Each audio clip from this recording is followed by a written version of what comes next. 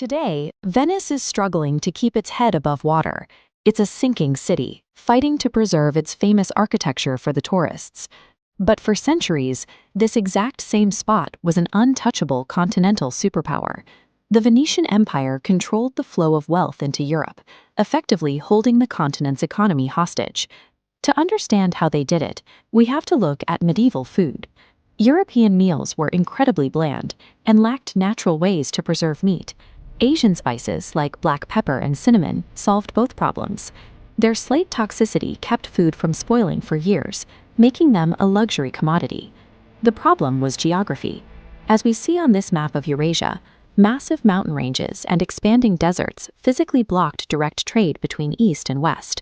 Every global supply chain was forced to condense and squeeze through a single bottleneck in the Middle East. Which brings up an interesting question.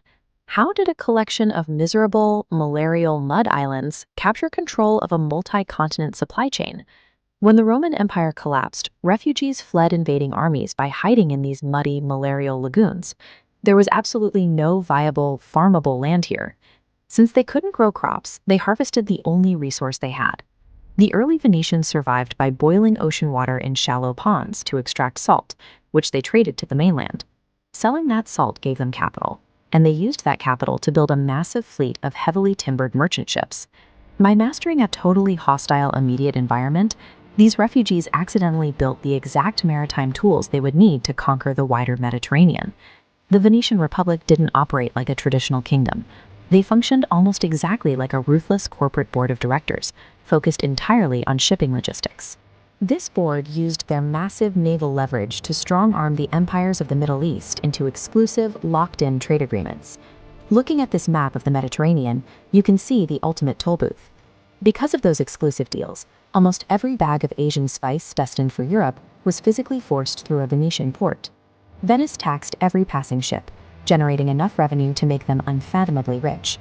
They poured that endless cash flow into massive mercenary armies and strategic corporate bribes, ensuring no outside military could ever threaten their position. Venice produced absolutely nothing of its own. Their absolute power came entirely from capturing, securing, and taxing the only functioning node in a closed global network. That power held until the 15th century, when the Ottoman Empire took over the Middle Eastern spice routes.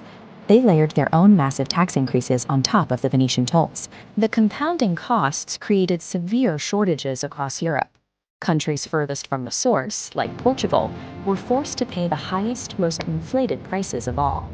The Portuguese desperately wanted to bypass the Mediterranean entirely, but they faced a strict geographic constraint.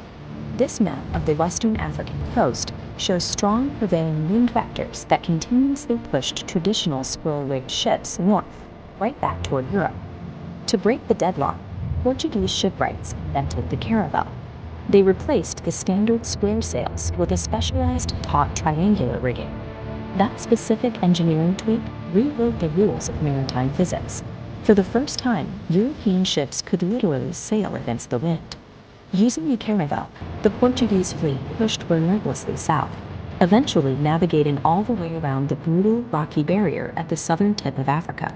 This global map shows the result. The Portuguese sailed into the Indian Ocean, forging a new Atlantic trade route, bypassing the Mediterranean entirely. For Venice, the exact was immediate. Wealth shifted to the Atlantic, and overnight, Venetian ports were cut off from their economic lifeblood.